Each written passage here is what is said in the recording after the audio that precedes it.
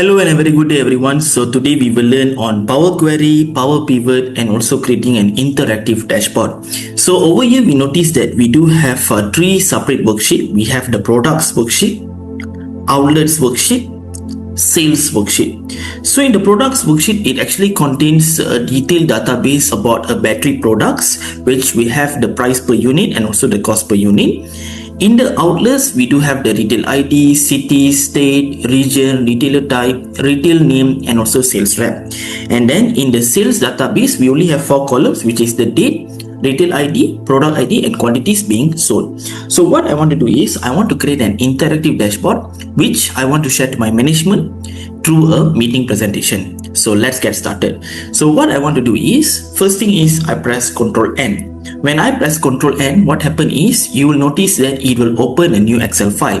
Then what I do is I will use Power Query to import the data. So data, get data from file, Excel workbook. So when I click this, you will notice that a box will appear, and then apparently what happened is when the box appears, we need to choose the particular file. So I'm going to choose this file over here. Make sure you know where you save your file. So I'm going to choose this file and I'm going to press OK. So let me just recheck again, documents and 5th August, and then press import.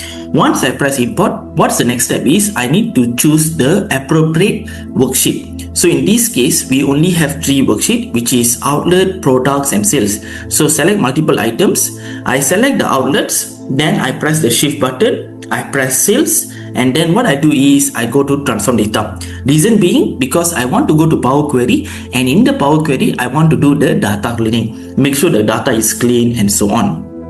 So now what I want to do is, since we do have outlet, product and sales, so let me start with outlets.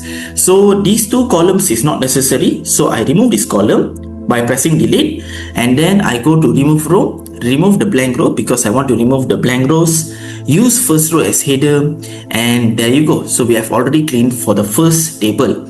I'm going to do the same thing for the products table. So select this column and then delete, and then remove the rows, and then use first row as header.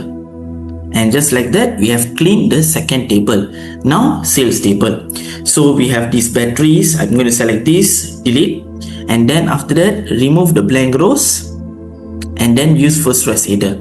So right now here we have date, retail ID, product, quantities, but I also want to know the unit price per unit. So what I'll do is under home we have merge query, click this, a box will appear.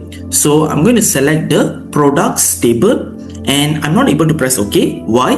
Because they don't know which is the common column. So the product ID, and then I select the model name. So because this is almost the same, so this matches all together, and then I press OK. So right now it has already combined the table. What I need to do is I need to expand. I don't want all the columns.